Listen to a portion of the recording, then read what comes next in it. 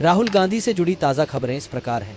चुनाव आयोग और वोट चोरी के आरोप। राहुल गांधी लगातार चुनाव आयोग और बीजेपी पर वोट चोरी का आरोप लगा रहे हैं। वह दावा कर रहे हैं कि मतदाता सूची में हेरफेर किया जा रहा है और उन्होंने कहा है कि उनके पास इसका सबूत है। उन्होंने यह भी कहा है कि अभी पिक्चर बाकी है और वे इस मुद्दे पर पीछे नहीं हटेंगे। चुनाव आयोग ने राहुल गांधी से उनके आरोपों का विवरण और सबूत 10 दिनों के भीतर शपथ पत्र के साथ जमा करने को कहा है ताकि जांच शुरू की जा सके। किरेन रिजिजू ने राहुल गांधी के आरोपों को लेकर विपक्ष पर मानसून सत्र में समय बर्बाद करने का आरोप लगाया है। अन्य समाचार। दिल्ली एनसीआर में आवारा कुत्तों को हटाने के सुप्रीम कोर्ट के फैसले पर राहुल गांधी ने असहमति जताई है। उन्होंने इसे क्रूरता बताया है और कहा है कि नसबंदी, टीकाकरण और सामुदायिक देखभाल से इस समस्या का हल निकाला जा सकता है। कर्नाटक में वोट चोरी के आरोप को लेकर एक मंत्री के बयान के बाद राहुल गांधी की पार्टी ने उस मंत्री को बर्खास्त कर दिया। राहुल गांधी से जुड़ी ताज़ा खबरें इस प्रकार हैं। चुनाव आयोग और वोट चोरी के आरोप, हल्फनामा देने से इनकार। राहुल गांधी ने चुनाव आयोग के बार कहने के बाद भी वोट चोरी के अपने आरोपों के समर्थन में एक शपथ पत्र पर हस्ताक्षर करने से इनकार कर दिया है। वन मैन वन वोट का मुद्दा। उन्होंने इसे वन मैन वन वोट की लड़ाई बताते हुए लोकतंत्र की स्थिति पर सवाल उठाए हैं। सबूत पर सवाल।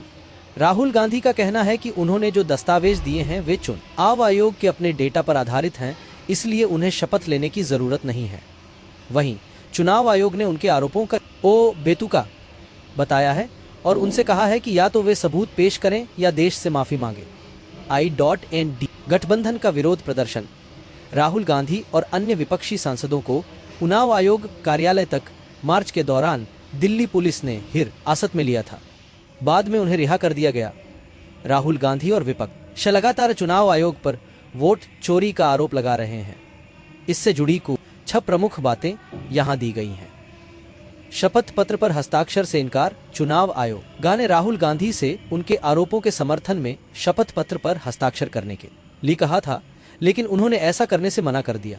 मार्च और हिरासत। इस मुद्दे पर विरोध जताते हुए राहुल गांधी और अन्य विपक्षी सांसदों ने चुनाव आयोग के दफ्तर तक मार्च निकाला, जिसके बाद दिल्ली पुलिस ने उन्हें हिरासत में ले लिया। बाद में उन्हें रिहा कर दिया गया। अभी पिक्चर बाकी है। हिरासत से रिहा होने के बाद राहुल गांधी ने कहा कि अभी पिक्चर बाकी है और वह इस मुद्दे पर पीछे नहीं हटेंगे। उन्होंने आरोप लगाया कि चुनाव आयोग बीजेपी के एजेंट के तौर पर काम कर रहा है। चुनाव आयोग की प्रतिक्रिया। चुनाव आयोग ने राहुल गांधी के आरोपों को बेतुका और झूठा बताया है। आयोग ने कहा है कि अगर राहुल गांधी सबूत नहीं दे सकते तो उन्हें देश से माफी मांगनी चाहिए। मीडिया रिपोर्ट्स और सोशल मीडिया पर हो रही चर्चा के अनुसार राहुल गांधी के हालिया बयानों पर गोदी मीडिया की प्रतिक्रिया मिली जुली रही है, लेकिन इसकी ज्यादातर आलोचना की गई है। आलोचना और खंडन।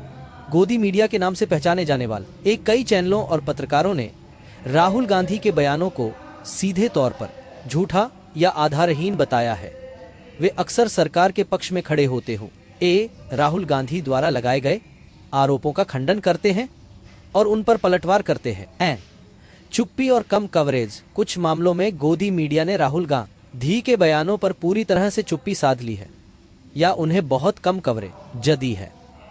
इसके बजाय उन्होंने अन्य खबरों पर ज्यादा ध्यान केंद्रित किया, जिससे ऐसा लगे कि राहुल गांधी के बयान ज्यादा महत्वपूर्ण और नहीं है।